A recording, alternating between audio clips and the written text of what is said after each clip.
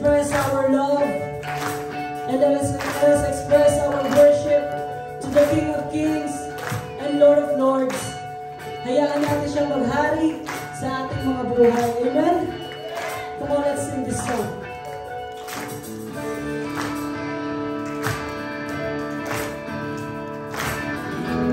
Let's prepare our hearts into worship.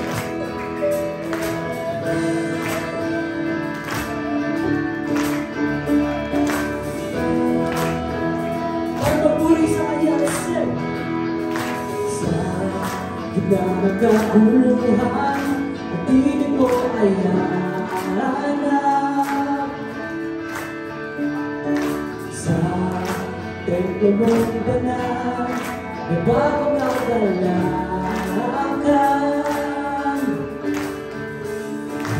Ang tanging mananatiling ay ang iyong sinabi.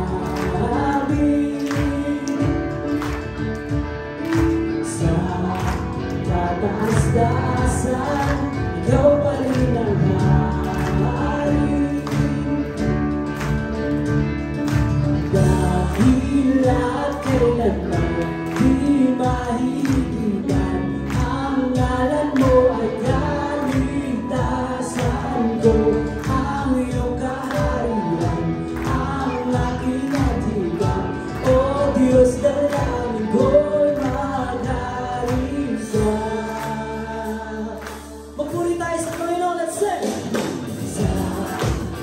Nagkakuluhan at tinig mo ay nahanap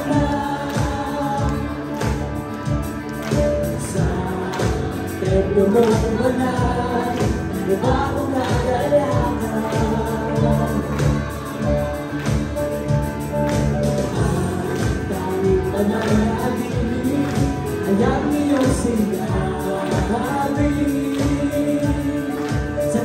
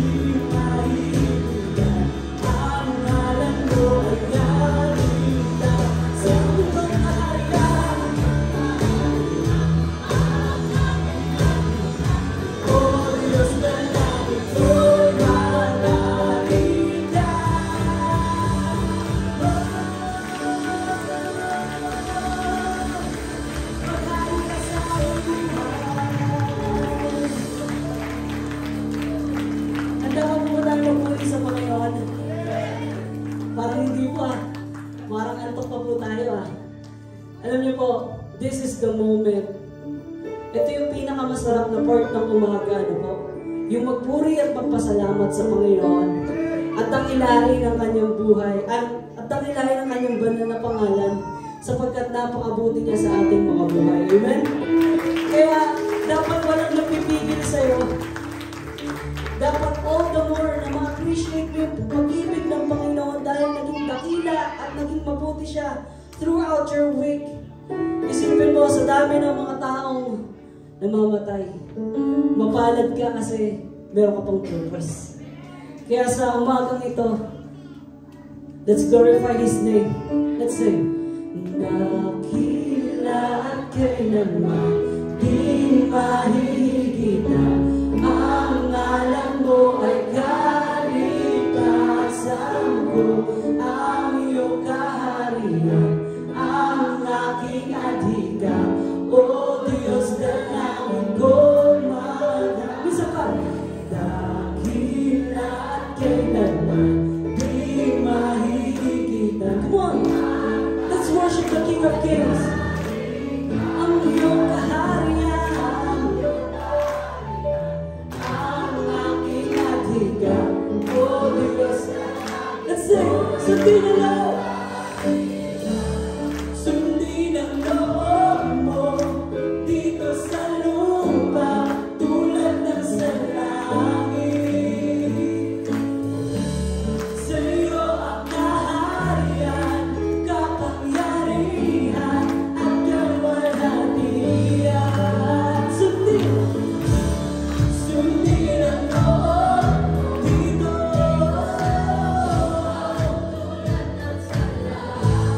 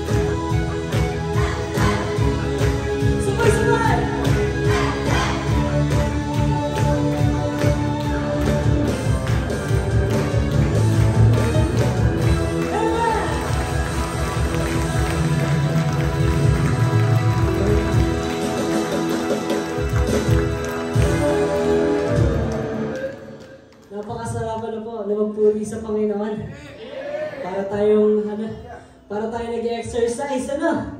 Pero alam niyo po, totoo to, na nag-exercise tayo. Alam niyo po kung bakit? Practice pa lang po ito eh. Pagdating mo sa langit, wala akong tayong gagawin kundi magsaya sa presensya ng Panginoon. Kaya kung hindi mo na-enjoy na magsaya sa presence ni Lord ngayon, mahirap po yan. Alam niyo po, isang bagay kung bakit po natin ito ginagawa, hindi lang dahil mahal natin ang Panginoon. Hindi lang dahil ito yung response natin sa kabutihan ng Panginoon. Pero merong isang purpose kung bakit. Sapagkat nararapat lamang siyang papurihan. Wala nang ibang may deserve ng highest praise and glory kundi ang Panginoon na siyang lumikha sa iyo. And yun rin yung purpose kung bakit tayo nandito. Hindi lang mabuhay para sa sarili natin, kundi ang mabuhay para sa Panginoon. At dito natin mapapatunayan na nararapat lamang ang Panginoon ng papuri at pagsamba dahil sa pag-ibig niya sa iyo. Kaya ngayong umaga, mga kapatid, damhin natin yung presensya ng Panginoon. Awitin natin ito ng buong puso na para bang hinaharana natin si Lord. Dahil nararapat lamang sa Kanya ang papuri at pagsamba. At ito yung uri ng worship na hindi natin mabibigay kahit kanino sapagkat walang nararapat na ito kundi sa Panginoon lamang. Kaya mga kapatid, I encourage you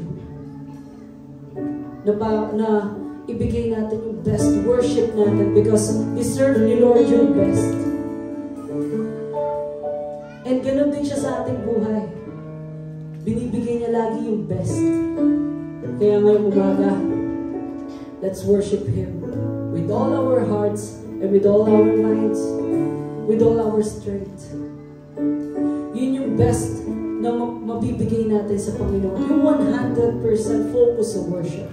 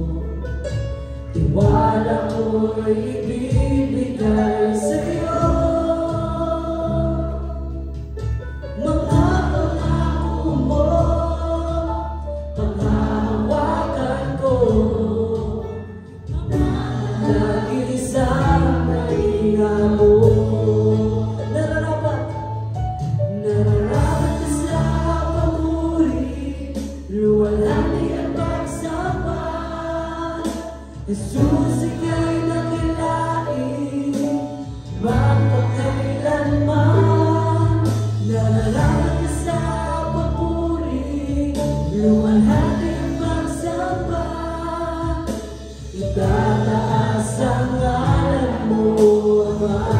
Isa pa, nararapat ka sa papuri, luwalhati ang pagsamba, Jesus, ika'y nakinain, magpakailanman.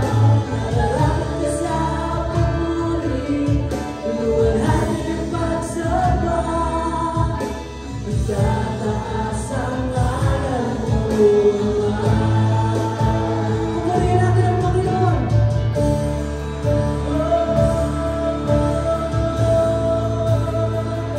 Purihin ka.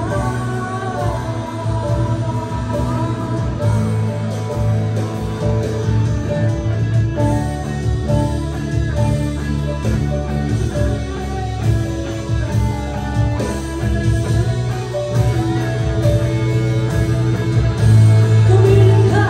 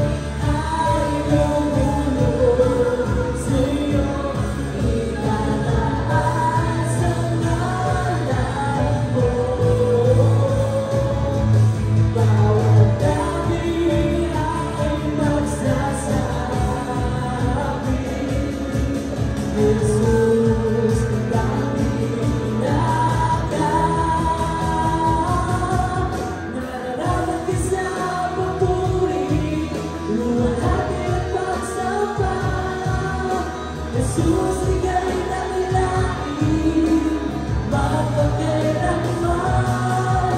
Nararapat ka sa papuri, luwalhati ang pagsamba, tataas ang ngalan mo, Ama. Nararapat ka sa papuri, luwalhati ang pagsamba, Jesus, ika'y nakinain, magpakailanman.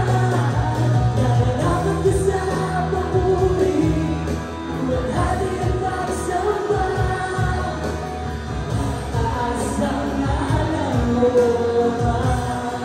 Tumiyon, labing lumikha't lumuhod, sa'yo itataas ang ngalan mo. Bawat labi ay magsasabi, Jesus, dakila ka, lumilika, iyong likha'y lumuhod, sa'yo itataas ang ngalan mo. Bawat labi ay magsasabi, Jesus, dakila ka.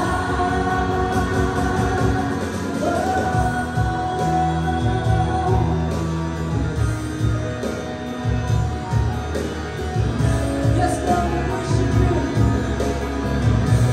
Sa paganda ng papuri.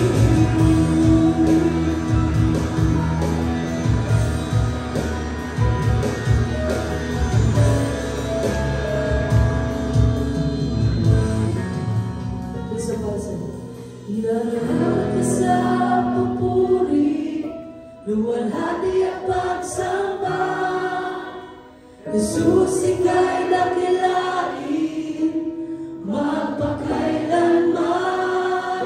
Nararapat ka sa papuri, luwalhati ang pagsamba, itataas ang ngalan mo, Ama. Minsan pa. Nararapat ka sa papuri, luwalhati ang pagsamba, Jesus, ika'y dakilain, magpakailanman.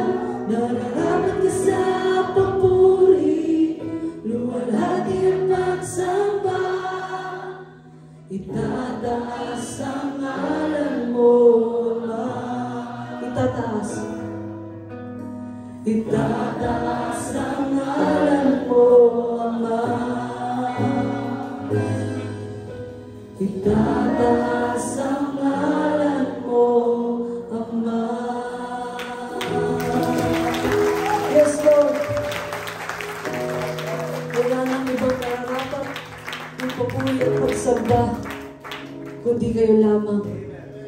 At kami habang nabubuhay, Panginoon, itataas namin lagi ang pangalan mo, Panginoon, sapagkat ang iyong pangalan ay napakadakila. Kaya nga, Panginoon, sabi mo sa iyong salita, wala nang ibang sa silong ng langit kundi ang pangalan mo lamang, Panginoon. Sapagkat ang iyong pangalan, kayo, Panginoon, ang siyang nagligtas sa amin mula sa kapahamakan, Panginoon. Kaya walang ibang nararapat sa papuri at pagsamba, kundi kayo lamang. And we come before you, Panginoon. We surrender our lives. Humihingi kami ng kapatawaran, Panginoon. Sapagkat di kami karapat-dapat sa iyo, Panginoon. Napakaraming namin pagkukulang. Pero nagpapasalamat kami, Panginoon. Bagamat hindi kami tapat, kayo'y tapat, Panginoon, sa aming buhay, sa buhay ng bawat isa. Kaya, Panginoon, truly you are great. Wala nang hihigit sa iyo, Panginoon. Kaya, Panginoon, gayon na lamang ang paglapit namin sa iyo ng buong pagpapakumbaba sa iyong banal na pangalan. Because you deserve all the praises and glory. Maraming salamat, Panginoon, sa iyong katapatan. Mula noon hanggang ngayon at sa mga susunod pang panahon, you are consistent, Panginoon. Consistent pagdating sa pag-ibig sa amin, Panginoon. That's why we are thankful, Lord God. We are grateful, Panginoon. Maraming salamat sa iyong katapatan. Kaya, Panginoon, nandito kami. Buong puso at buong lakas. Nagpapasalamat at nagpupuri sa iyo dahil sa iyong kabutihan sa aming buhay. At patuloy namin papupurihan ang iyong pangalan habang kami nabubuhay dito sa mundo ito. We thank you, Lord. We bring back all the praises and glory into your name. In the name of Jesus. Let us all say, Amen and Amen.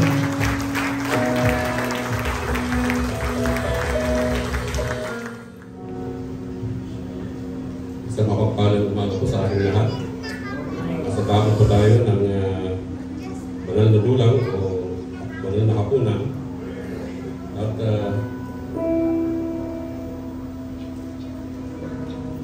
tayo ngayon ay makikibahagi sa pagputol-putol ng tinapay at pag-inom ng sa kumakatawan sa kamatayan ng ating Panginoon sa Kristo, ang kanyang ultimate sacrifice para sa kapatawaran ng ating mga kasalanan. Ngayon, basahin sa inyo ang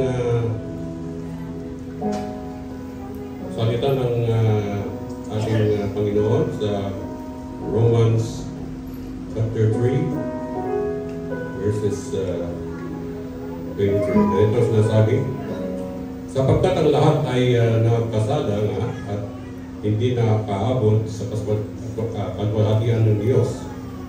Palibasa ay inaring ganap na walang bayad ng kanyang biyaya sa pamamagitan ng pagtubos na nasa kay Kristo Jesus.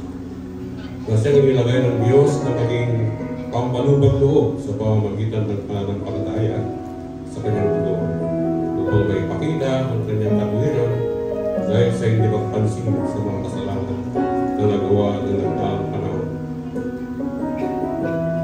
Sa pagpapahinuhod ng Diyos. Sa pagpapakilalay na aking sinasabi na kanyang katuwiran na sa panahong kasalukuyan ang siya'y maging ganap. At at taga-aring na lang sa may pananampalataya kay Kristo. Pagpalain nawa ang pagkabasa ng salita. Sinasabi ng pinapakita dito ni Apostol Pablo na lahat ng tao ay makasalanan. Likas na makasalanan dahil ito ay tinulot noong sumuway sina Adan at Eva sa aming Panginoon. At doon nagsimula ang kasalanan.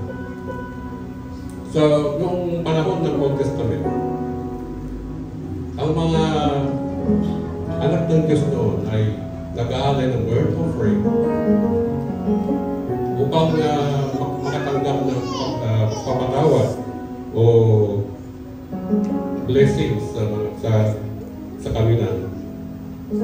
At ito ay sa pamamagitan ng pare na nag-aalay ng word offering. Sa panahon ngayon, sa bagong tipan, hindi na natin kailangan ng word offering, kundi nandun na ang ating Panginoon sa Kristo na isang substitute na siya ay inaalay ang kanyang buhay once and for all upang tayo ay maligtas at magkaroon ng tiyak na kaligtasan at magkaroon ng buhay na malangga. So sa ngayon sa araw nito, sa oras nito mga kapatid, ay hindi na natin kailangan ng word offering, kundi nandun na yung ating Panginoon. So, ano man ang pinigin namin sa Panginoon, ang minakalayo ng mga blessing sa Kanya, papatawa sa Kanya, ay ilapit namin sa Kanya sa pamagitan ng ating Panginoon. Dahil sinasabi doon sa John 14:6, sabi doon, I am the way, the truth, and the life. No one comes to the Father except through me. At also John 14:13, sinabi niya doon, na whatever you ask in my name, I will do it for the Father to be glorified in me. Yan ang sinasabi niya kayo. Kasulatan. So sa ngayon, sa umagang ito ay tayo ay lumapit sa ating Panginoon, humingi ng kanyang kapatawaran, humingi ng blessing sa Kanya sa pamagitan ng ating Panginoon sa Kristo. Tayo ay yubo po, wala na. Heavenly Father, maraming salamat po naging Panginoon sa araw nito. Pinagbalog mo sa bawat isa. Kami ay patuloy na sumasapot Panginoon at nagpupuri sa inyo. At pinapasalamatan ka Panginoon sa lahat ng kabutihan na binigay mo sa amin at sa pinagbalog mong pinakabasan. At maraming salamat Panginoon sa iyong katapatan sa bawat isa. Father God, I pray and I lift up every living soul in this place of worship to bring them peace, bring them joy, and to forgive their sins, Panginoon. Muli, Panginoon, na pagkamat kami ay nanampalataya, ay patuloy po kami Karal ko ang Panginoon na magpasalamat na lumalabag sa iyong pagkakamot, Panginoon. Kaya sa oras na ito, ko ay humihiling na patawaran ng kanyang kasalanan. Inisip mo kayo, Panginoon, sa araw na kasalanan na kanyang karapat-dapat na tumanggap ng iyong pagpapalag at sa pinagod ng kaligtasan sa aming Panginoon. Lord, just mo ang simbolo ng iyong katawan ng tugo, Panginoon. At kami bawat isa ng tatanggap dito bilang pag-alaala sa ginawa ng aming Panginoon doon sa Diyos. Maraming salamat po, Panginoon, sa iyong lagi ng pag-ibig, sa kaligtasan na binigay mo sa bawat isa. At ito ay aming tinatanggap bilang Masasalamat po sa inyo. Ito ang aming dalangin in the name of Jesus. Amen.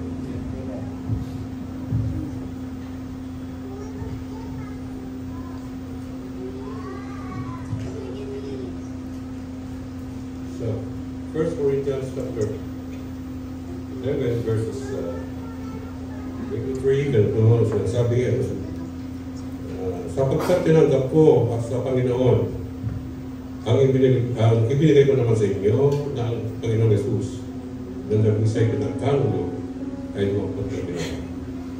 At nang siya'y makapagpasalamat ay kanyang pinagputol-putol at sinabi may aking kanuwan na pinagputol-putol dahil sa inyo, gawin niyo ito sa pagkaalala sa akin. Sabay-sabay natin kainin ng binabay.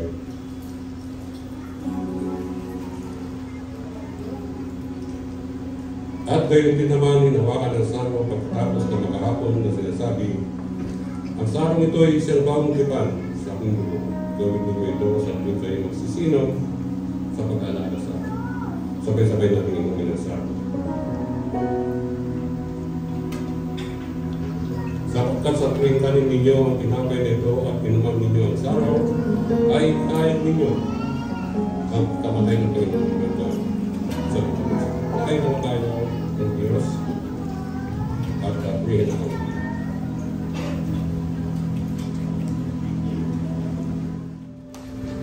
Yan, good morning po sa ating lahat. Good morning! Yung mga handa na pong magkaloob sa ating Panginoon, bigyan nga po natin ng clap offering na natin.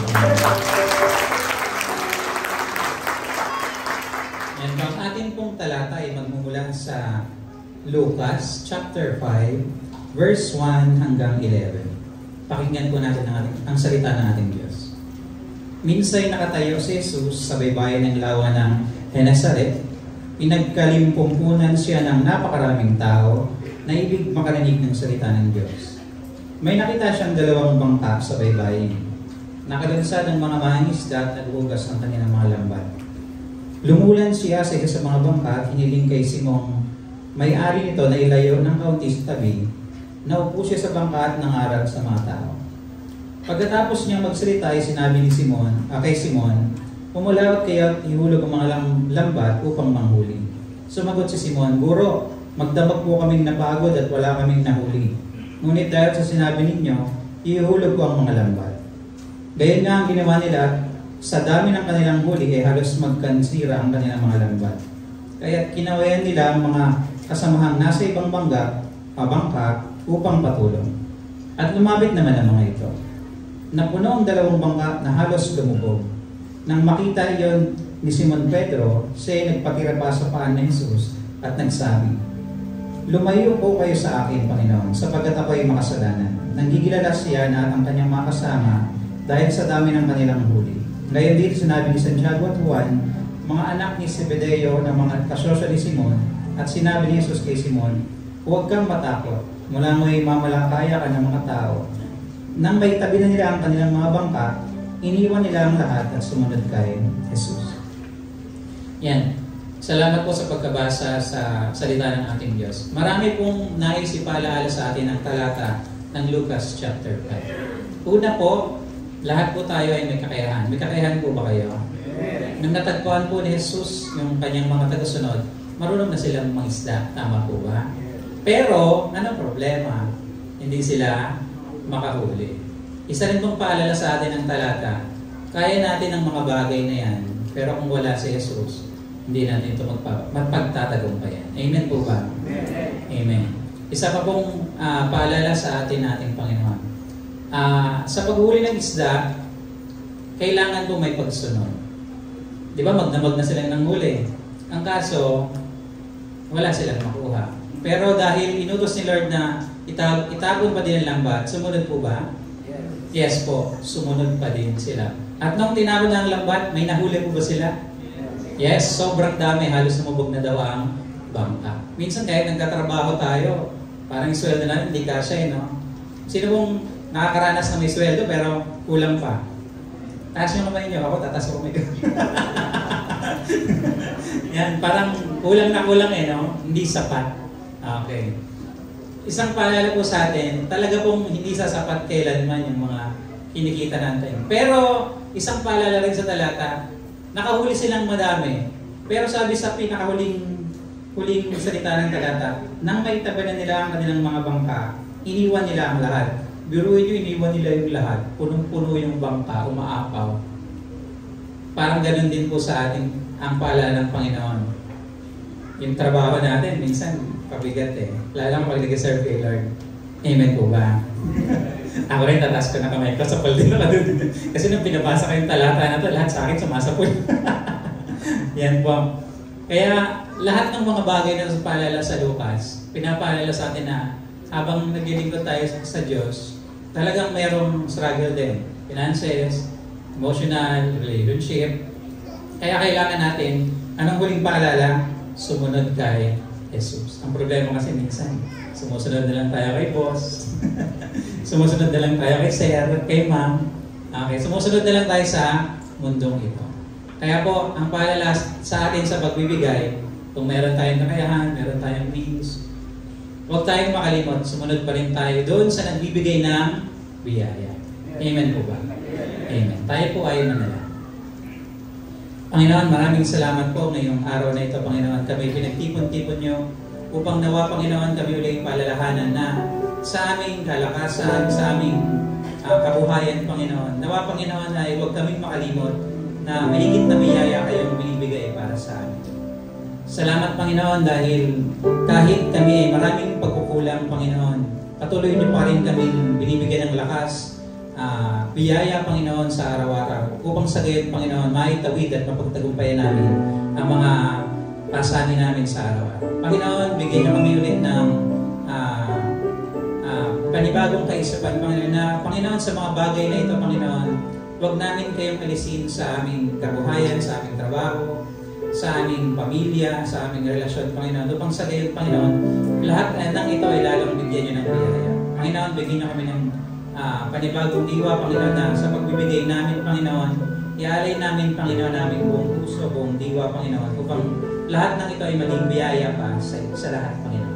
Panginoon, nawa magamit pa ito, Panginoon, sa dakilang gawain ninyo dito sa lupa, Panginoon, upang gayon may palaganap pa ang inyong salita sa bawat isa na nakakailangan sa inyo. Ito ang hiling namin sa iyo, Panginoon, nakasama ng inyong banal na Espiritu. As we pray in the mighty name of Jesus. Amen. Palakpakan natin ang Panginoon this morning. Amen. Are you blessed this morning, mga kapatid? Alright. So, purihin ang Panginoon.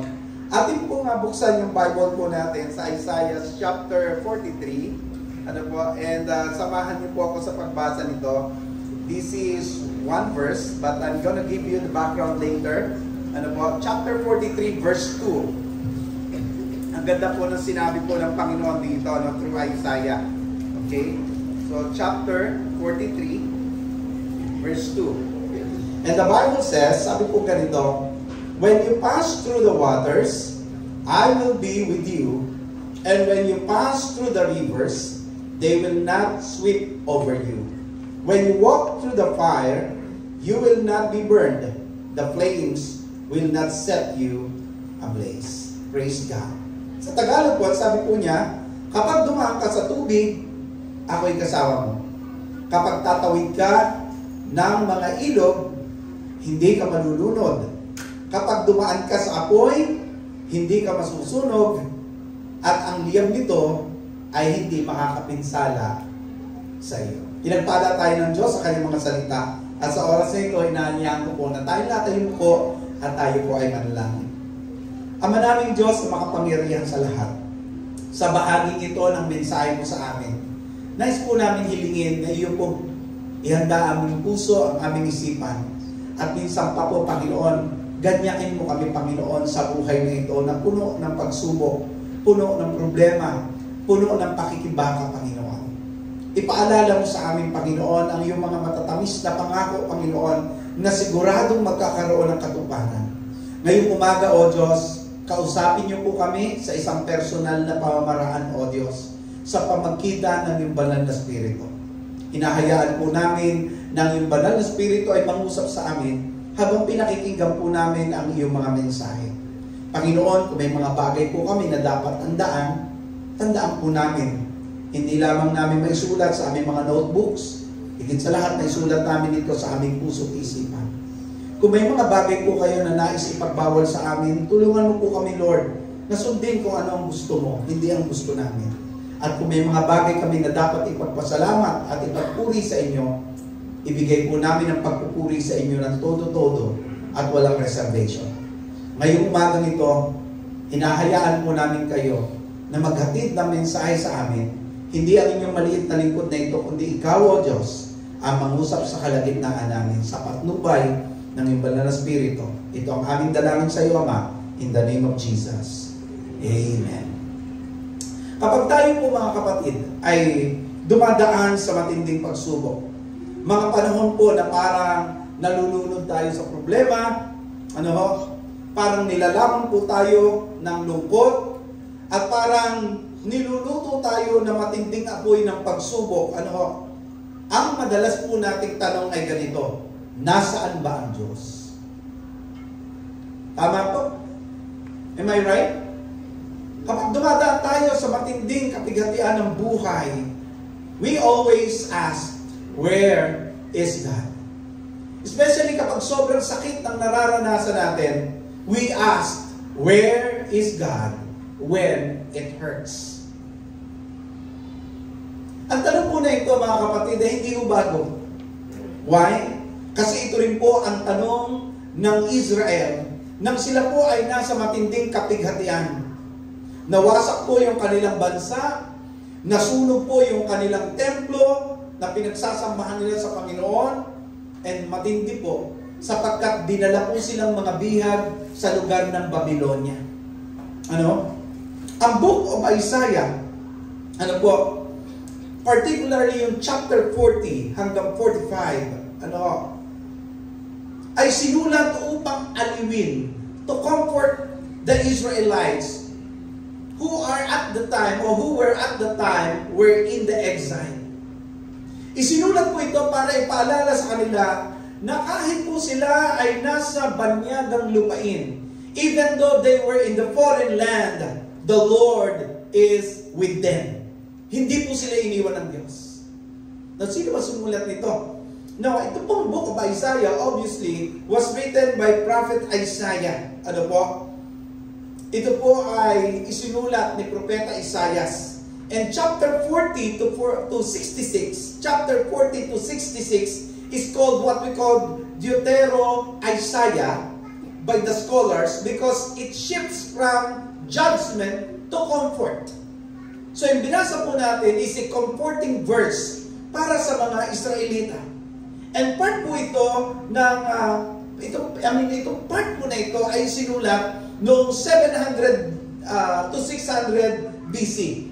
During or just before the Babylonian exile, kung saan itong mga Israelitang ito ay puno ng trauma, andoon yung takot, andoon po yung kawalan ng pag-asa, mga kapatid. Nais po ng Panginoon na ipaalala sa kanila ang kanilang identity bilang bayan ng Diyos. Nais po may paalala ng Panginoon sa kanila yung kanyang katapatan, yung kanyang presensya, na kahit po sila ay nasa gitna ng mabigat at madilim na pagsubok, nais ipaalam at ipaalala ng Panginoon sa kanila, I am with you. Andyan ako kasama ninyo. Kaya doon po sa Isaiah chapter 43 verse 2, nagbigay ang Diyos ng 4 na kondisyon kung saan siguradong dadaanan ng mga tao sa kanilang buhay. Andyan po yung tubig, andyan po yung ilog, andyan po yung apoy, at yung tinatawag po nating liyab. Pero isang bagay po ang consistent po dito. Isang bagay po ang constant dito. Dadaanan mo yung tubig, dadaanan mo yung apoy, dadaanan mo yung liyab, dadaanan mo yung ilog, and yet isang bagay ang constant. Ang sabi ng Panginoon, I will be with you. Palakpakan nga po natin ang Panginoon sa bagay nito. And this is not a poetic line. This is a divine assurance. Hindi po ito basta poetic line na napakasarap pakinggan, napakasarap sa tenga. Hindi po. This is a divine assurance. Hindi ito pangako na walang problema, kundi ito po'y pangakong hindi ka mag-iisa.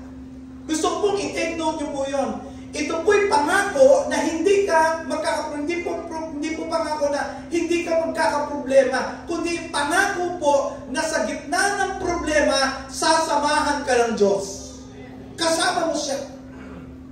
Just imagine how this sounded to exile. Ano po? How this statement sounds to these broken people. It was like hearing, you may have lost everything, but you have not lost me. Para ba't sinasabi ng Panginoon, yes, nawala ang lahat sa inyo, pero isang bagay ang hindi nawala, at yon ay ang presensya ko. Just imagine kung gaano kasarap po yun. Minsan tayo rin po mga kapatid, pakiramdam natin nasa exile tayo. Tama po. Tama po. Nandyan yung exile of financial hardship. Sino po dito yung sagana sa pera? So lahat tayo nasa financial exile ngayon. Tingnan mo yung katabi mo. Mukha bang mapera? Diba? Mukhang marami tayo nasa financial exile. Pag tinignan mo, mas maraming utang. Pag mag-alala, hindi ka nag-iisa. Minsan feeling po natin, nasa exile of broken relationships tayo. Meron tayong mga taong hindi makasundo. Gaano man natin ginugusto na makasundo sila. But still, ang feeling po natin, we are in the exile of broken relationship. May mga taong nakasakit na sobra sa puso natin, sa damdamin po natin, halos wasakin po tayo. Sometimes we are in the exile of what we call depression and mental struggle. Na ang dami-dami po natin iniisip, na minsan nag-overthink po tayo at ang pakiramdam po natin, ganun talaga ang mangyayari. Especially nowadays na mayroon po gera na nangyayari sa gitnang salangan at napakarami pong mga tao ang nag-overthink and hindi ko po alam kung isa sa inyo ay nag-iisip ng sobra kung saan mag-isip lang dapat po tayo ng tungkol sa Lord. Sometimes we are in the exile of uncertainty about the future. Di natin alam kung anong mangyayari. And God says the same thing today. God says the same promise today. Kahit anong pang pinagdadaanan mo, kahit nasaan ka, kahit anong apoy ang lumalamon sa iyo, ang sabi ng Panginoon, I will be with you. I will be with you. Now, tatlong bagay ang gusto kong tandaan po natin sa pangakong ito ng Lord. Number one, the Lord stays, first of all, even in overwhelming waters. Pangako po yan ng Panginoon. The first thing you need to keep in mind, sabi ng Lord, He stays in us even in what we call overwhelming waters. Doon po sa Isaiah 43 verse 2, balikan po natin yung first statement po na binanggit po doon. First and second line. When you pass through the waters, I will be with you. And when you pass through the rivers, they will not sweep over you. Alam niyo po yung salitang waters sa Bible, madalas po ginagamit po yan bilang simbolo ng chaos, bilang simbolo ng panganib, at ng matinding pagsubok. I still remember when my mom was still alive, sabi niya, na nabubuhay pa siya, kapag daw po na naginip ka ng tungkol sa tubig, maghanda ka. Kasi yun po ay simbolo ng pagluha. Hindi ko alam kung sinabi lang din yun sa nanay ko, or yun po ay quoted from the culture ng mga Hudyo. Pero sa totoo lang po mga kapatid, noong panahon po ng mga Israelita, ang tubig po hindi kaaya-aya sa kanila, sa paningin po nila. Kung paano po natin ito tinitignan ngayon, iba po ang pananaw nila sa tubig noong mga panahon na yun. Pag sinabing waters or rivers, ang ibig sabihin nito, mga bagay na out of control. Pero ang pangako po ng Diyos ay ito, when you pass through, sabi po dyan. Hindi po sinabi ng Panginoon, if. Ang ginamit po ng Bible ay when. Ibig po sabihin mga kapatid, hindi exempted ang anak ng Diyos sa pagsubok. Pero hindi siya mag-iisa. Sabihin mo sa katabi mo, hindi ka exempted. Pero hindi ka mag-iisa. Wala bang palakpak si Lord dyan? Diba? Hindi ka exempted sa problema, pero ang pangako ng Diyos, hindi ka mag-iisa. Hindi ka mag-iisa. No, hindi po sinabi ng Diyos na aalisin niya ang tubig. Hindi po. Kundi ang sinabi po niya, sasamahan niya tayo habang tayo ay tumatawid, habang tayo ay lumalangoy sa gitna ng problema. Hindi po sinabi ng Lord na mawawalan ka ng problema. Hindi po. Katulad ng sinabi ni Pastor Marvin kanina, mali po yung doktrina na kapag naging Kristiyano ka, mawawalan ka ng problema. Hindi po. Sa totoo lang po, mas na-identify mo yung mga problema sa buhay mo. Especially now that you are a child of God. But the promise of the Lord is this. Kung lalangoy ka sa matinding problema, babahan ng luha, ang sabi ng Panginoon, kasama mo ako. And there are times, mga kapatid, na nagpe-pray po tayo, Lord, tanggalin mo to. Lord, alisin mo to. Lord, please take this away. Kasi ito po yung mga bagay na nagpapahirap sa akin. Lord, umiiyak ako dahil dito. Pero alam mo, sabi ng Lord, hindi ko yan aalisin, anak, pero sasamahan kita. May mga pagsubok po tayo sa buhay, hindi inaalis ng Diyos. Totoo po, ang tagal-tagal na andyan, parang paulit-ulit lang yung cycle ng buhay. Pero dyan mo mararanasan na hindi ka iniiwan ng Diyos. Kasama mo ang Diyos. Kasi pangako po niya, sasamahan kita. Pangako niya po yan. Doon po sa Psalms, makikita niyo po. Psalms chapter 69 verse 1 and 2, pag tinignan niyo po yun, sabi po ni David doon, save me, O Lord, for the waters have come up to my neck. Abot leeg na. Then I sink in the miry depths where there is no footholds. Meaning, mga kapatid, kapag ang problema ay parang tubig na abot na hanggang leeg, huwag mong kalilimutan, God still holds you. Hawak ka pa rin ng Panginoon. Kahit na parang lunod ka sa problema. Remember Joshua chapter 3 verse 15 to 17, nang tumawid po yung mga Israelites sa ilog ng Jordan, ang tubig ay huminto, hindi muna bago sila lumakad, kundi habang lumalakad sila. In other words, mga kapatid, sometimes the miracle happens when you are stepping in obedience through the waters. Minsan, ang milagro ay nangyayari habang sumusunod ka sa Panginoon o nilalakaran mo yung pagsubok sa buhay mo, hindi pagkatapos ng pagsubok. Ayon po sa Marine Survival Studies, ang pinakamalaking banta sa mga nalulunod ay hindi yung tubig. Alam niyo kung ano po yung pinakamalaking, sabi nga po ay reason kung bakit ang isang tao ay malulunod? It's not the water. Alam niyo kung ano yan? It's what we call the panic. Ang taong marunong huminga ng tama, ang taong kalmado, ang taong tumututok sa safety measures, merong mas mataas ng chance of survival, chance na mabuhay. In other words, mga kapatid, sa buhay natin, yung panic ang mas nakakalunod kaysa doon sa problema. Hindi yung problema nagpapalunod sa iyo, yung panic. Di ba? But when you know God is with you, faith will hold you afloat, mga kapatid. Yun po yung gusto ko makita po natin.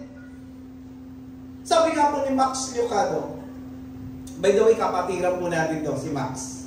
If you are reading his book, he's one of our brethren. He's one of our pastor, minister, Church of Christ. Ito po, si Max. Magaling po itong author. Sabi po niya, God never promises to remove us from our struggles.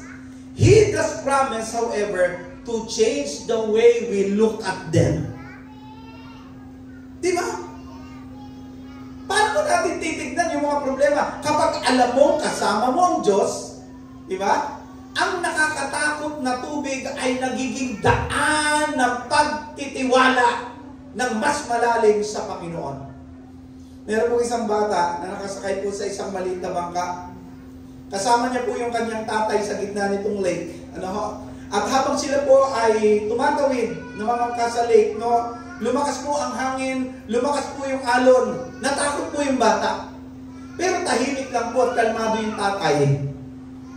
So yung bata po hindi nakatiis, tinanong niya, Tay, hindi ka ba natatakot? Maliwanag po ang sagot ng tatay. Sabi ng tatay, anak, hindi. Ba't di po kayo natatakot? Kasi ako may hawak ng timon. Ganyan din po ang Diyos, mga kapatid. Hawak niya ang timon ng buhay mo. Kahit hindi mo nakikita kung ano ang dulo, tandaan mo, ang Diyos ang may hawak at driver ng buhay mo. At siya ang bahala na daling ka doon sa lugar kung saan safe ka, ligtas ka. Mga kapatid, kapag may dumarating na matinding bayarin sa pamilya, may mga bayarin po ba? May mga bayarin? Sino po dito yung walang babayaran? Huwag niyo makakalimutan, kasama niyo ang Diyos. Kasama niyo ang Diyos. Pag walang-wala na po tayo, lagi natin isipin, walang-wala ako pero ang Diyos nasa akin. Kasama ko ang Diyos. Ang mahirap, ang dami mong ganito pero hindi mo kasama ang Diyos. Yun ang mahirap. You have everything but you don't have God in your life. Walang kwenta buhay mo. Pero kung walang-wala ka nito, pero may Diyos ka, then you have everything in your life. Kaya kung wala kang pambayad ngayon, huwag kang mag-alala. Kasama mo ang Diyos, siya bahala mag-provide isang araw ng pambayad na kailangan mo. Di ba? Sige po, palakpakan natin ang Lord. Tuloy niya. Kapag po mayroong diagnosis na hindi mo kayang tanggapin sa sarili mo, bakit ganito resulta? Lagi mong isipin, the Lord stays. Kasama ko ang Diyos. Kahit na kuminsan hindi ka tanggap-tanggap yung resulta, ba't ito? Ba't may bukol? Ba't may ganyan? Ba't may sakit? Ba't may ganito? Bakit tumaas yung ganyan? Bumaba yung ganito? O isipin mo, di ba, kasama ko ang Diyos. At baka sa pagkakataong ito may pinapaalala ang Diyos sa akin. Diba? Kapag ang pamilya po ay nagkakalayo sa isa't isa, nagkakaroon ng paglayo ang mga anak dahil kailangan na nilang humiwalay, mayroong mga anak na kailangan dito, mayroong mga anak na titira doon, huwag mo isipin na nag-iisa ka because the Lord stays.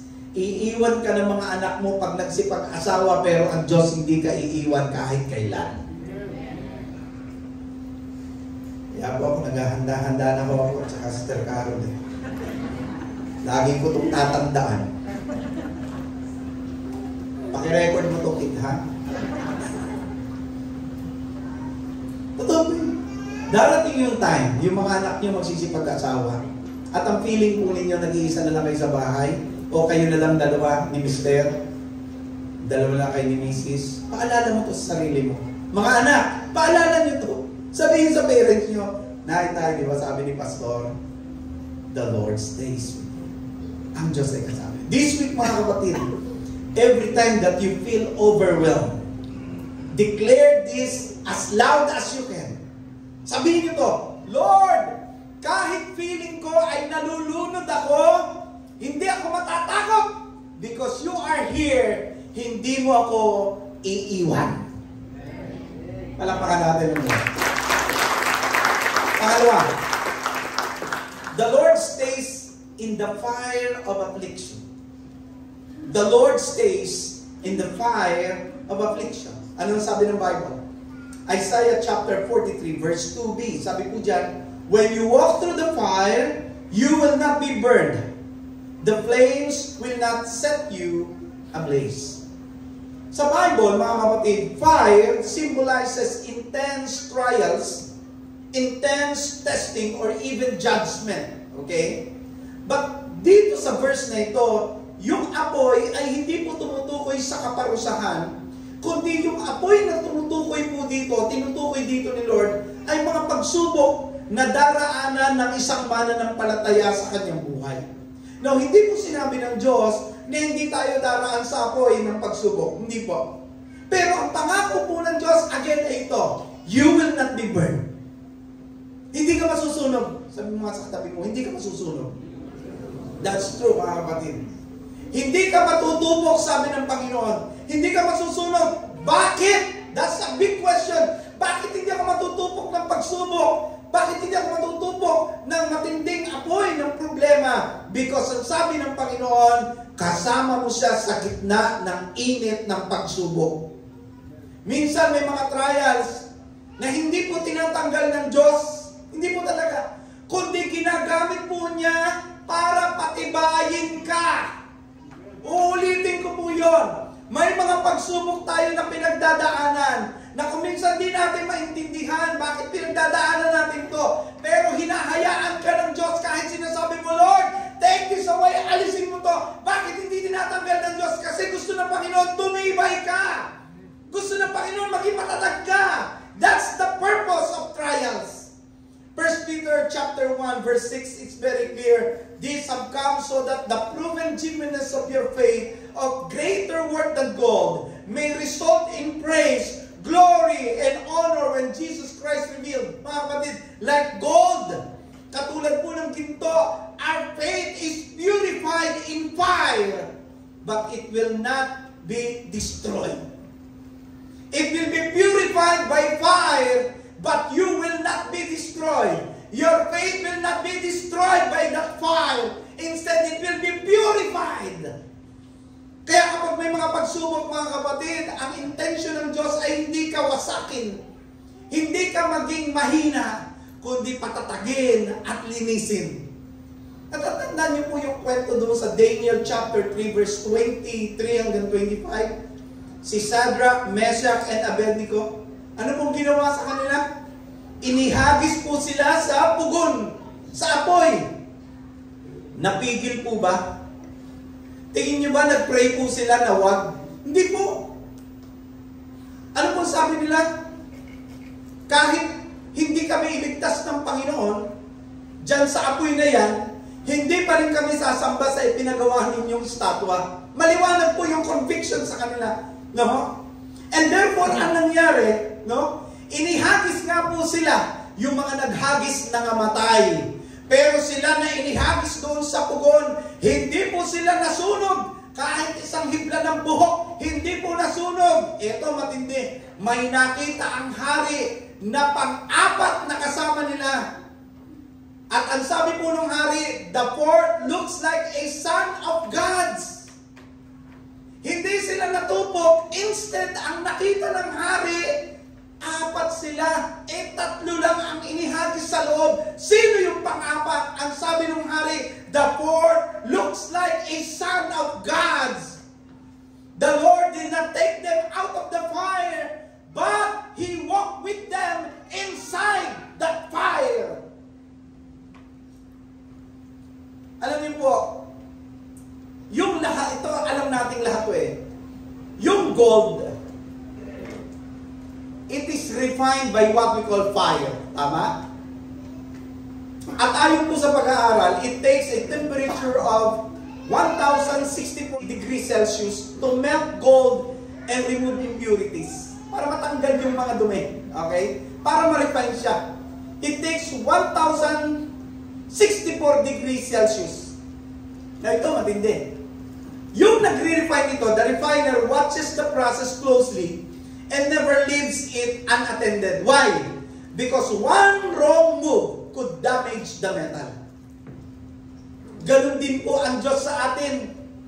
Habang dinadaanan mo yung pagsubok ng apoy na 1,064 degrees Celsius, kung yun ang pakiramdam mo, gusto kong malaman mo, God watches over you. God watches over us.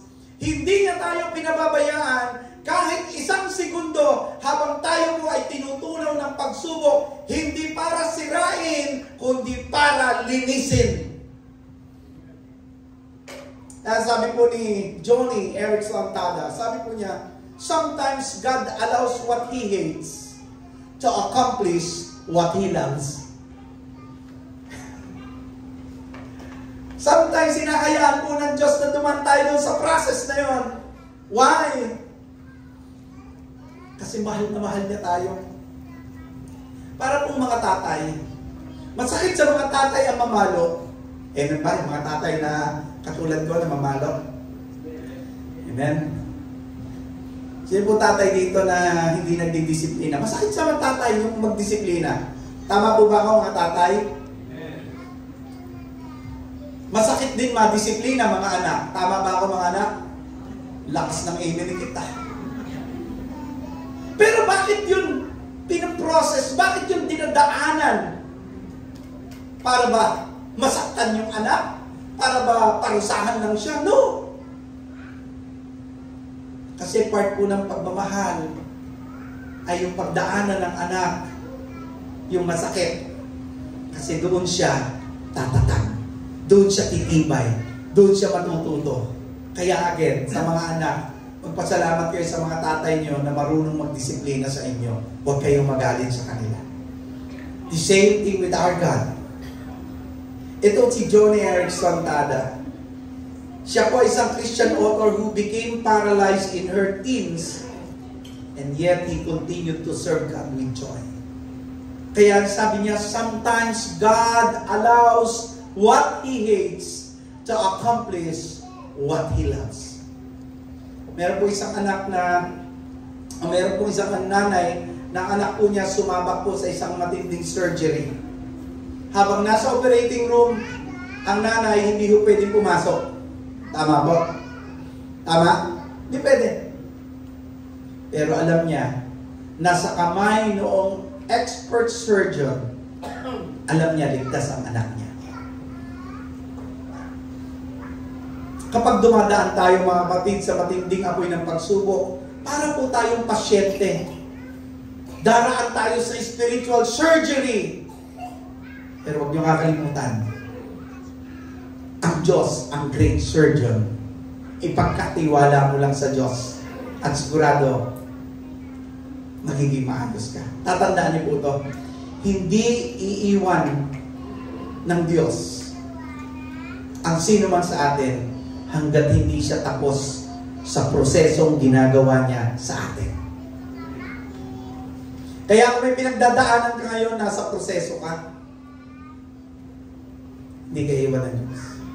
Hindi pa tapos ang Diyos sa iyo. Kaya mga kapatid, kung meron po kayo mga kapatiran na mga may pinagdadaanan, don't judge them. Instead, ilagay nyo sa isip nyo, pinaprocess ng Diyos yan, hindi pa tapos ang Diyos sa Kanya. Sabi mo nga sa katabi mo, hindi pa tapos ang Diyos sa iyo. That's correct. Totoo po yan. Sa buhay po natin, for example, ikaw ay nagninegosyo, parang medyo tingin mo parang yung negosyo mo nasusunog. Not literally, kundi ibig sabihin nalulugi. May mga trials. Tandaan mo, God is with you in the fire. Pagka ikaw ay nagtatrabaho, parang ang bigat ng mga pinagdadaan ng pagsubok sa trabaho, always remember, God is with you on that fire or in that fire. Kapag ang pamilya mo sinusubok ng sickness or relational challenges, God stays even when it's painful. And kapag sinusubok ang faith mo sa gitna ng kawalan, trust mga kapatid, this fire will not consume you. It will not ruin you. Instead, that trial, that fire will refine you. So this week, mga kapatid, identify one of your trials in life and declare this prayer. Sabihin mo, Lord, I know kasama kita sa pagsubok na ito. Help me to trust you, your presence more than I fear the pain. Amen? Alapakan na si Lord. Lastly, pamuli na po mo. The Lord stays because you belong to Him. The Lord stays because you belong to Him. Pag tinignan niyo po yung contextual text, yung verse 1, 43 verse 1, sabi po ng Lord ganito, do not fear, for I have redeemed you. I have summoned you by name. Eto, matindi, sabi niya, you are mine. Ang dahilan kung bakit hindi tayo iniiwan ng Diyos ay simple, pero napaka-powerful. Pag-aari tayo ng Diyos. Sabi ng Lord, you are mine. You are mine. Hindi niya tayo pinangakuan ng storm-free life, pero pinangakuan niya tayo ng storm-proof presence ng Panginoon. Nang sabihin niya, you are mine. Yung presensya ng Diyos ay hindi dahil mabait tayo, yung presensya ng Diyos ay naandyan hindi dahil mabuting tao tayo, kundi dahil tayo ay Kanya. Sabi ng Lord, you are mine. Sa John chapter 10 verse 27 to 29, makita niyo po doon, my sheep listens to my voice. I know them and they follow me. No one can snatch them out of my hand. Mga kapatid, ligtas ka sa kamay ng Diyos kahit anong bagyo ang humahampas sa buhay mo sa pagkakataon ito. Doon sa Romans chapter 8 verse 38 to 39, sabi po doon, nothing can separate us from the love of God. Kahit sakit, kahit kamatayan, o kahit kawalan, walang makakapaghiwalay sa atin sa Diyos. According to studies, mga kapatid, according to the studies of what we call attachment theory, children who grew up or who grow up knowing that they are securely loved show higher resilience in life. Sa parehong paraan, kapag alam po natin na tayo ay pagmamayari ng Diyos, we develop spiritual resilience because we are secured in His love. Di ba? Sabi ni Charles Spurgeon, the greatest comfort in this life is to belong to Jesus. Nung nawala po sa mall yung aking kambal, ilan taon niya sila, no? 5 years old, I think. Nawala po sila. Nakwento ko na yun sa inyo. Pero gusto ko pong i-refresh yung story. December po yun. Mamimili ho kami ng damit nila. Sikit po kasi, playful. So, ang ginagawa po niya, sabi namin, tignan mo yung mga kapatid mo habang kami nagtitingin ng damit nyo. Sikit po ang ginagawa po niya, nagtatago siya sa mga damit. Magaling po yan magtago eh. Tago ng tago sa mga damit. Hanggang sa isang pagkakataon, katatago niya, hinanap siya ng mga kapatid niya, paglabas niya, yung mga kapatid niya na ang nawawala. Malaking problema. Hindi niya makita. Although, alam niya, doon kami, lumapit siya sa amin at hinahanap niya yung kambal. At sabi namin sa kanya, di ba ibinili namin sa iyo, kuya, yung kambal? Nasaan yung kambal? December yun. Kabubukas lang po ng SM Santa Rosa. Ang daming tao sa department store. Alam mo po yung pakiramdam ng isang tatay na talagang nanlabig ka, namutla ka, hindi namin maintindihan talaga kung iiyak ba kami, sisigaw o ano ba. And my wife is also, she has also the same feeling at that moment. Hindi namin alam kung anong gagawin. And so, pumunta ho kami doon sa information para i-page, ipaalam, baka po kasi yung kambal makalabas ng department store, kakahanap sa amin, lalong mawala. Sa dami po ng tao. Salamat sa Diyos. Kasi maya-maya, dumating po yung kambal, kasama po yung guard. Alam niyo po, na makita kami ng mga anak namin, biglang nawala ang takot nila. Bagamat nandun yung luha at halatang sila po ay umiiyak habang hinahanap po kami. Nawala yung takot nila. Tumahan sila. At hindi pa man nila nasasabi ko anong problema at ano nangyari. Naramdaman po nila yung seguridad noong sila ay makasama namin. Noong makita nila kami. Noong makasama nila kami. They feel secure. Alam niyo po, ganun din tayo. Kahit hindi tayo perfect, tayo po ay naliligaw. Nararamdaman natin yung pag-abot ng Diyos sa atin at paghanap niya sa atin at pag tayo po'y natagpuan natin ng Panginoon, natagpuan po tayo ng Panginoon, nararamdaman po natin, we are secured. Bakit po? Pagmamayari ka ng Diyos. Amen? So, wag mong hayaan na ang identity mo ay define ng problema mo kasi ikaw ay anak ng Diyos. At sa bawat pagsubok, ipaalala mo sa sarili mo, pag-aari ako ng Diyos, kaya hindi niya ako iiwan. Amen? So sabihin mo ito, as loud as you can, I belong to God. Come on everybody, I belong to God.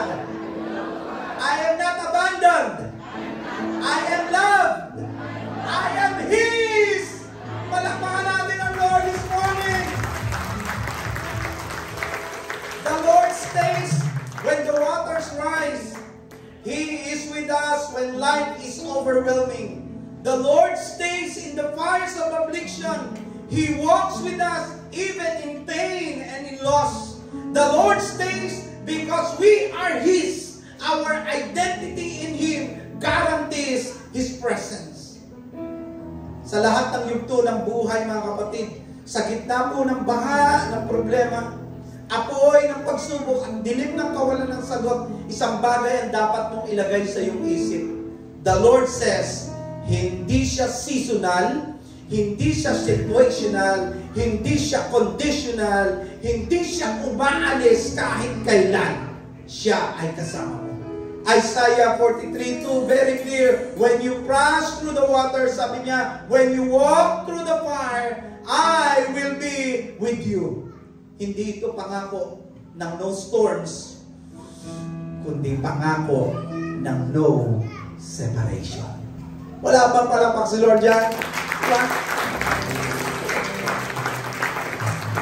No separation, sabi ng Panginoon. Hindi ka niya iiwan. Meron isang lalaki naglalakad sa beach. And habang siya po ay nananalangin, nagkaroon siya ng pangitain. Nakita po niya ay bakas na mga paa sa buhangin. Dalawang pares. Dalawang bahagi. Isa sa kanya at isa sa Diyos. Pero dumaan siya sa napakasakit na bahagi ng buhay niya. And at that point, nakita niya, isang bakas na lang. Nagreklamo siya sa Diyos. Ang sabi niya, Lord, bakit iniwan mo ko noong kailangan kita? Maliwanag ang sagot ng Diyos. Ang sabi ng Panginoon, anak, hindi kita iniwan. Sa mga panahon ng iyong pagsubok, pagluhat, mabigat na problema, yun ang mga panahong buhat-buhat kita.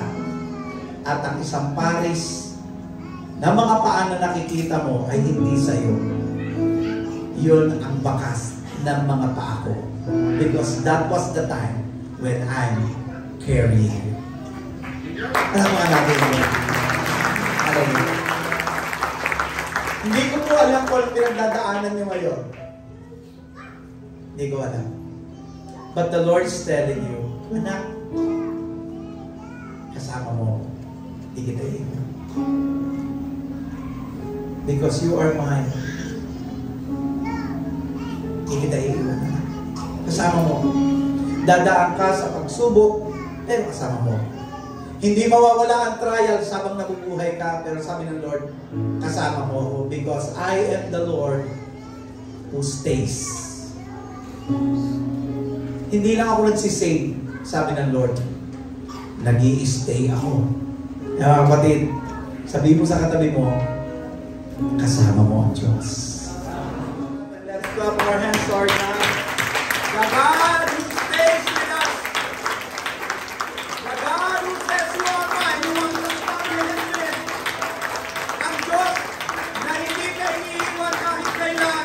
Hallelujah. Let us continue to pray. Heavenly Father, maraming salamat ngayong umagang ito, Panginoon. Alam ko po na lahat kami may mga kani-kaniyang pagsubok na pinagdadaanan. Pero salamat, Panginoon, sa iyong pangako na ikaw, Panginoon, ay mananatili. Hindi lahat ng pagsubok ay mawawala, pero napakaliwanag ng iyong pangako, kahit kailan, hindi ka mawawala sa tabi namin, Panginoon. And salamat ng marami, Lord, sapagkat ngayong umagang ito, nadama namin ang iyong mga pangakong ito, Lord. At pinaalala mo sa amin na saan man kaming exile naroon, anumang pagsubok ang aming pinagdadaanan, anumang apoy ng problema ang aming haharapin, saan mang lugar kami tutungo, Panginoon, sabi mo, Panginoon, kasama ka namin.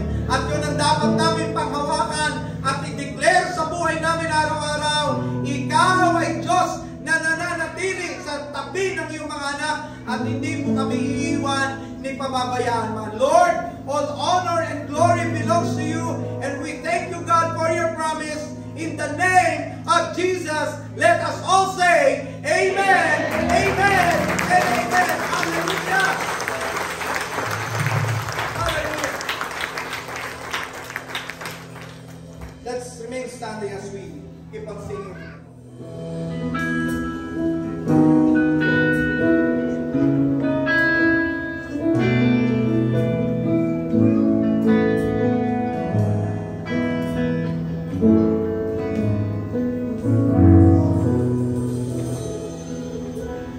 Ang pag-ibig ko'y iniaalay sa'yo, O Diyos, Panginoon.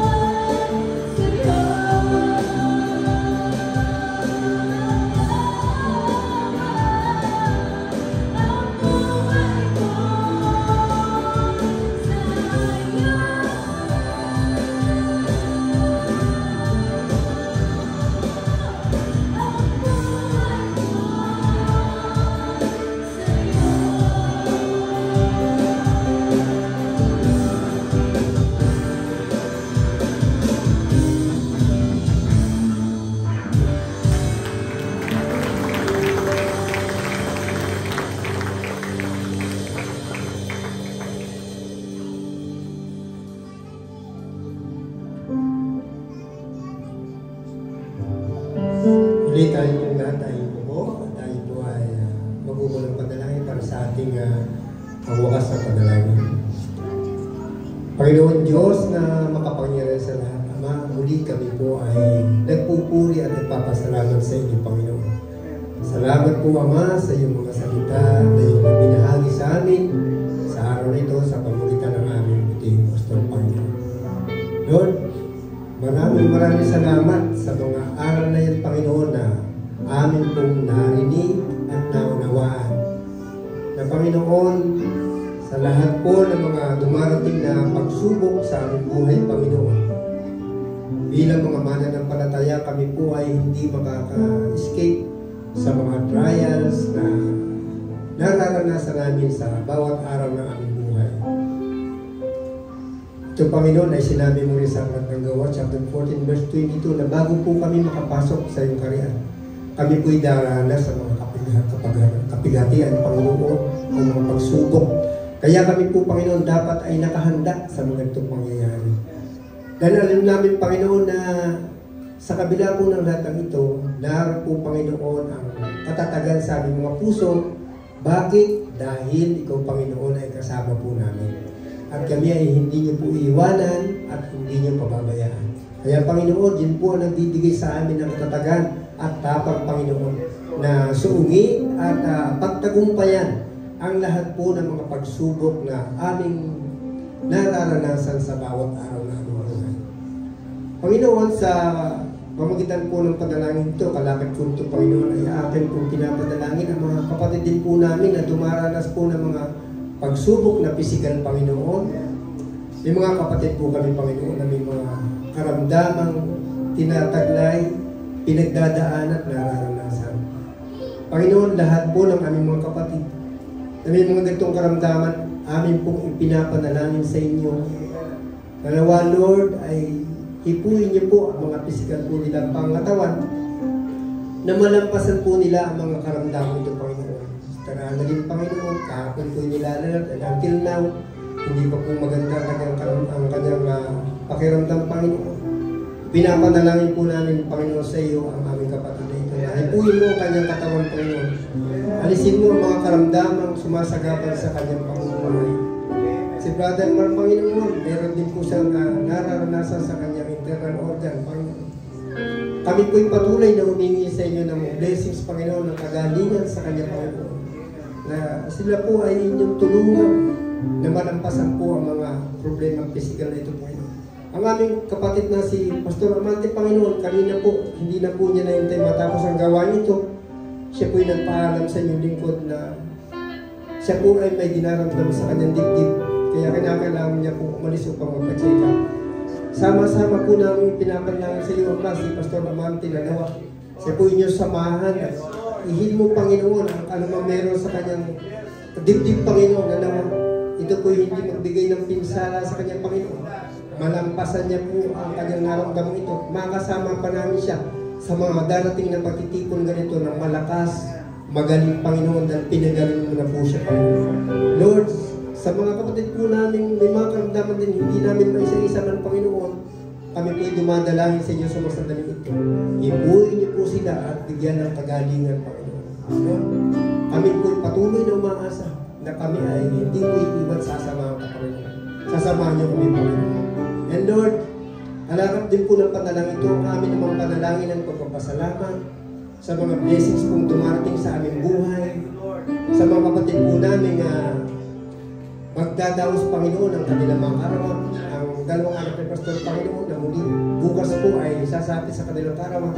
Maraming salamat, Panginoon, sa another year of blessing na patuloy niyo pong ipinagkakalob sa kanila, Panginoon. At sa family po ni Pastor Rodel, patuloy niyo po silang biyayaan, Panginoon, ang pagpapala sa bawat araw ng kanilang buhay. Dahil sila po ay patuloy na matapat na naglilingkod sa inyo, sa inyong iglesia, bilang aming pong tagapanguna. Sila po ay biyabiyahin mamaya after this worship, Panginoon. Hinihingi po namin ang inyong pag-iingat sa kanila. Sila po inyong samahan mula sa damo ito, patungo po sa damo po ng Bataan, na makarating po sila ng maluwalhati at papayapa sa kanilang pong lugar na pupuntahan, Panginoon. Ama, sa mga kapatid din po namin na may mga trials, Panginoon, si Pastor Ray, Panginoon, bago po namin malimutan, ang kanyang pong kamag-anak ay ihatid po mamaya sa huling hantungan. Samahan niyo po kami, Panginoon, at may raos po namin ang seremonyang ito, Panginoon. Patuloy niyo pong biyayaan ng katatagan ang family ni Pastor Ricardo. Sa mga kapatid po namin, amin pong nakasama ngayon sa amin pong pasamantalang pag-iwalay after this worship, hinihingi rin po namin, Panginoon, ang inyong pag-ingat sa bawat isa. Sapitin po namin ang aming mga kanya-kanyang tahanan at tirahan na aming uwian, namin ligtas po sa lahat ng uri ng kapamakan. Taglay po ang mga salita mo na amin pong natutunan sa araw na ito. Lord, muli maraming salamat po sa lahat ng iyong pag-ingat sa amin. Binabalik po namin ang lahat ng yan sa matabi sa pangalan ng Panginoong Yesus. Amen. Amen. Mga kapatid, tanggapin po natin ang pagpapala.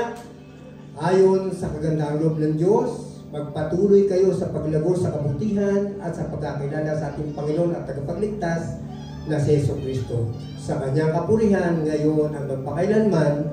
Amen.